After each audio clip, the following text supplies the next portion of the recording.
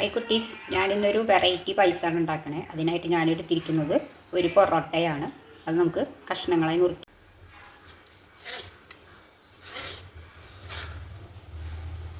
പല കഷ്ണങ്ങളായി നുറുക്കിയെടുക്കുക. അടുപ്പിൽ വെച്ച് നെയ്യ് ഒഴിച്ച് കൊടുത്തിട്ടുണ്ട്. അതിലുകൊണ്ട് നമുക്ക് അണ്ടിപ്പരിപ്പ് മുന്തിരി ഒന്ന് റോസ്റ്റ് ചെയ്തെടുക്കാം. അണ്ടിപ്പരിപ്പ് റോസ്റ്റായി വരുന്ന സമയം മുന്തിരി ഇട്ട് കൊടുക്കാം. രണ്ടും റോസ്റ്റായി അണ്ടിപ്പരിപ്പും മുന്തിരിയും വറുത്തെടുക്കുക.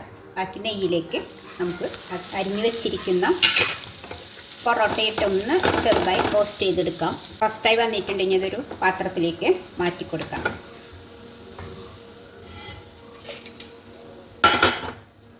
പായസം ഉണ്ടാക്കാനായി ഒരു പാൻ അടുപ്പിൽ വെച്ച് അതിലേക്ക് 1/2 ലിറ്റർ പാലാണ് ഒഴിച്ചു കൊടുക്കുന്നത്. കുറച്ച് വെള്ളം കൂടി ചേർത്ത് കൊടുക്കാം.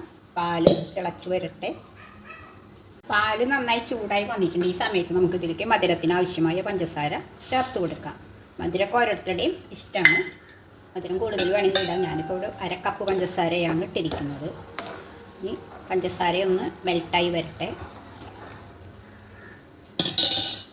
പഞ്ചസാര മെൽട്ടായി വരുന്ന സമയത്ത് നമുക്കിതിലേക്ക് അല്പം ശർക്കര പാനി ചേർത്ത് കൊടുക്കാം. ഒരു വെള്ള കളറൊന്ന് മാറി കിട്ടാനാണ്.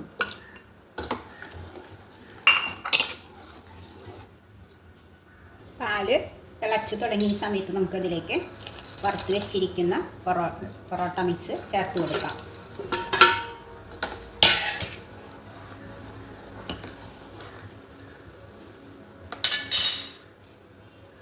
ഇതിലേക്ക് 2 ടീസ്പൂണ് ചവ്വരി കൂടി ചേർത്ത് കൊടുക്കാം.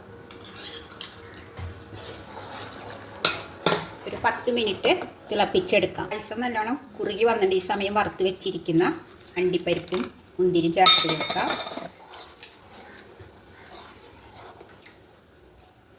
ഫ്ലേവറിനായി ഏലക്കാപ്പൊടി ചേർത്ത് കൊടുക്കാം. സ്റ്റൗ ഓഫ് ചെയ്യാം. നമ്മുടെ